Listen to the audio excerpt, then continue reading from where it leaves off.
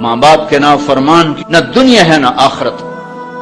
ایک صحابی ہے، یا رسول اللہ میرا باپ نا میری کمائی میں سے خرچ کرتا، مجھ سے پوچھتا ہی نہیں، اور شرعاً قانوناً اگر میری کمائی میرے باپ کی جو کمائی ہے یا زمین ہے جائیداد ہے اس سے الگ میں نے اپنی محنت سے کوئی کمائی کی ہے، وہ میری ذاتی چیز ہے، قانوناً میرے باپ کو بھی پوچھنا چاہیے کہ بیٹا یہ تمہاری چیز میں لے سکتا ہوں، یہ پیسہ میں استعمال کر سکتا ہوں، قانون یہ ہے۔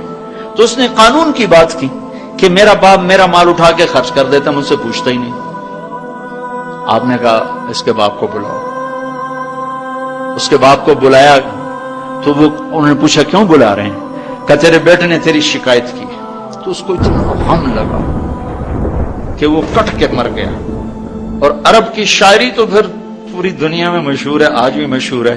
تو اس نے دل ہی دل میں کوئی شعر کہے، درد بھرے دکھ بھرے، اور وہ انہی شعر کو اپنی زبان سے نہیں دل ہی دل میں کہتا کہتا دربار رسالت میں مسجد میں پہنچا تو جبریل پہلے آ چکے تھے۔ کہنے لگے یا رسول اللہ تعالیٰ فرما رہے ہیں کہ آپ اس سے کہیں کہ پہلے وہ شعر سنا جو تیری زبان سے تو ادا نہیں ہوئے تو تیرے رب نے عرشوں پہ سن لیے ہیں۔ آپ نے فرمایا بھائی اب تمہارا کیس سنوں گا، پہلے وہ شعر سنا جو تیری زبان سے نہیں ادا ہوئے۔ اللہ نے سنے۔ کہنے لگا یا رسول اللہ میں گواہی دیتا ہوں آپ سچے رسول ہیں، آپ کا رب بڑا طاقتور رب ہے، آپ کے رب کی قسم زبان سے ایک لفظ نہیں نکلا، دکھ بھری فریاد تھی جو دل کی دنیا میں اٹھی اور وہیں گم ہو گئی، سینے سے اٹھی اور سینے میں ہی دفن ہو گئی، اور آپ کے رب نے عرشوں پہ سن لیا۔ آپ نے کہا اچھا سنا تو صحیح میرے بھائی۔ میں کہا جی میں نے کہا بچے جس دن تو پیدا ہوا اس دن سے ہم نے اپنے لیے جینا چھوڑ دیا، ہم نے تیرے لیے جینا شروع کیا۔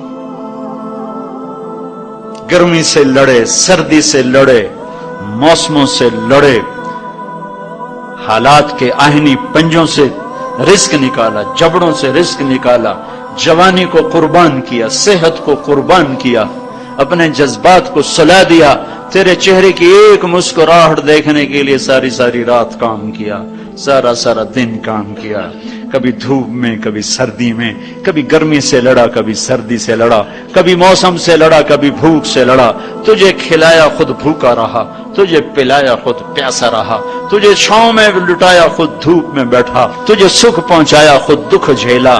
میری تو زندگی پھر تیرے لیے ہوگی، میں نے اپنے لیے جینا چھوڑ دیا۔ جب کبھی تو بیمار ہوا تو ساری رات میں اور تیری ماں تیرے سرانے بیٹھ کے دھڑ دھڑ دل دھڑک رہے ہوتے تھے، کہیں مر نہ جائے، کچھ ہو نہ جائے۔ ہسپتال پہنچے، ڈاکٹر کو بلاؤ، ٹیکسی بلاؤ، گاڑی بلاؤ، رکشہ بلاؤ، جلدی سے ہسپتال پہنچاؤ۔ اسی خوفناک خیالات میں ہم روتے تھے، پگھلتے تھے، ٹوٹتے تھے، بکھرتے گئے چلے گئے خشک پتے کی طرح، اور تیرے چہرے کی ایک مسکراہٹ کے لیے ساری مسکراہٹیں بھول گئے، تجھے صحت مند دیکھنے کے لیے اپنی صحت کے سودے کر دیے۔ اور اس طرح ایک دن نہیں گزرا، یہ شب و روز گزرے، دن اور رات گزرے، لیل و نہار گزرے، بہار و خزاں گزری، رت بدلی، موسم بدلے، بادل اندھیری، بارش آئے اور گئے، یہاں تک کہ تو پروان چڑھتا گیا، میں ڈھلتا گیا، تجھ میں جوانی میں رنگ بھرا اور بڑھاپے نے میرے سارے رنگ نوچ لیے۔ تو سیدھا کھڑا ہوا تنے کی طرح، میری کمر جھک گئی کمان کی طرح، اور میں آسرے کا محتاج ہوا، تو طاقتور ہو کے جوان ہوا۔ پھر مجھے خیال آیا کہ میں اس کی انگلی پکڑ کے چلا، گود بٹھا کے چلا، کندھے بٹھا کے چلا، ہاتھ بٹھا کے چلا، اس کے لیے در در کی ٹھوکریں کھائیں۔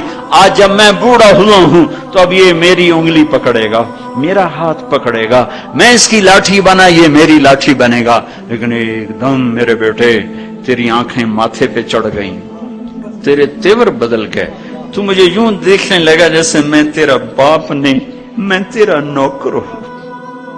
تو میں نے اپنی زندگی کو جھٹلا دیا اور میں نے کہا میں خواب دیکھ رہا تھا کہ میں باپ ہوں۔ نہیں میں باپ نہیں، میں نوکر ہی ہوں، میں پڑوسی ہوں تو اچھا میرے دوست، اگر میں پڑوسی ہوں تو پڑوسی کو بھی تو لوگ پوچھ ہی لیتے ہیں، کبھی مجھے پوچھ ہی لیتا کہ بھائی کسی چیز کی ضرورت تو نہیں، کچھ چاہیے تو نہیں۔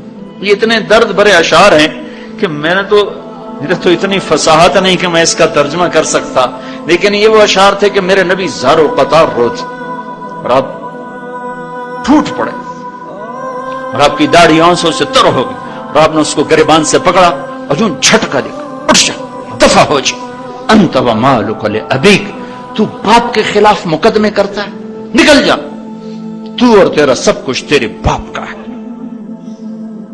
یہ صرف روزے شب قدر سے متعلق نہیں ہے کہ ماں باپ کا نام فرمان ہے تو اس کی شب قدر برباد ہو گئی، ماں باپ کا نام فرمان ہے تو سب کچھ برباد ہو گیا۔